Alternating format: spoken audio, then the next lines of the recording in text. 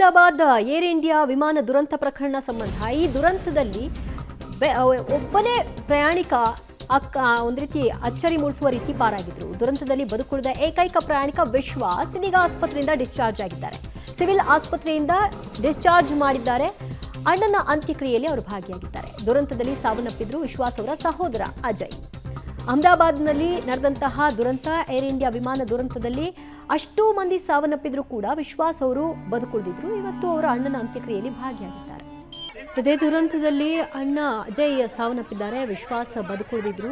Civil ಆಸ್ಪತ್ರೆಯಲ್ಲಿ ಚಿಕಿತ್ಸೆಯನ್ನು ಕೊಡಿಸಲಾಗ್ತಾ ಇತ್ತು. ಇವತ್ತು ಅವರು ಚೇತರಿಕೆ ಕಂಡು ಡಿಸ್ಚಾರ್ಜ್ ಸಹ ಆಗಿದ್ದಾರೆ. ಅಂತ್ಯಕ್ರಿಯೆಯಲ್ಲಿ ಭಾಗಿಯಾದರು. ಅವರ ಆಕ್ರಂದನ ಮುಗಿಲು ಮುಟ್ಟಿತ್ತು. ತಾನು ಬದುಕಿದ್ದೀನಿ ಅನ್ನೋದು ಕುಟುಂಬಸ್ಥರಿಗೆ ಒಂದು ರೀತಿ ನೆಮ್ಮದಿಯಾದರೂ ಕೂಡ ಮತ್ತೊಬ್ಬನನ್ನು ಕಳ್ಕೊಂಡಿದ್ದೀವಿ ಅನ್ನೋ ನೋವು ಅವ್ರನ್ನ ಕಾಡ್ತಾ ಇದೆ. ಇನ್ನೂ ಕೂಡ ವಿಶ್ವಾಸ್ ಪೂರ್ಣವಾಗಿ ಚೇತರಿಕೆಯನ್ನು ಕಂಡಿಲ್ಲ. ಅವರು ಕಣ್ಣು ಮತ್ತು ಕಿವಿಯ ಭಾಗದಲ್ಲಿ ಪಟ್ಟಿಗಳನ್ನ ಅಂದರೆ ಬ್ಯಾಂಡೇಜ್ಗಳನ್ನ ಹಾಕಿರೋದನ್ನು ಕೂಡ ನೀವು ನೋಡ್ತಾ ಇದ್ರಿ. ಕೈ ಕೂಡ ಸುಟ್ಟಿದೆ. ಈ ಎಲ್ಲ ನೋವುಗಳ ನಡುವೆಯೂ ಕೂಡ ಅವರು ಅಂತ್ಯಕ್ರಿಯೆಯಲ್ಲಿ ಭಾಗಿಯಾಗಿದ್ದಾರೆ. ಇಡೀ ಕುಟುಂಬ ಕಣ್ಣೀರು ಹಾಕಿದೆ. ಇಡೀ ದುರಂತದಲ್ಲಿ ಒಬ್ಬರು ಪಾರಾಗಿದ್ರು. ಆದರೆ ಈ ದುರಂತದಲ್ಲಿ ಅವರ ಕುಟುಂಬದ ಒಬ್ಬ ಸದಸ್ಯನು ಕೂಡ ಕಳ್ಕೊಂಡಿದ್ದಾರೆ ಅನ್ನುವಂತಹ ಕೊರಗು ಅವ್ರನ್ನ ಲೈಫ್ ಟೈಮ್ ಕಾಡುತ್ತೆ. ಅಜಯ್ ಅಂತ್ಯಕ್ರಿಯೆಯಲ್ಲಿ ಇವತ್ತು ವಿಶ್ವಾಸ್ ಭಾಗಿಯಾದರು.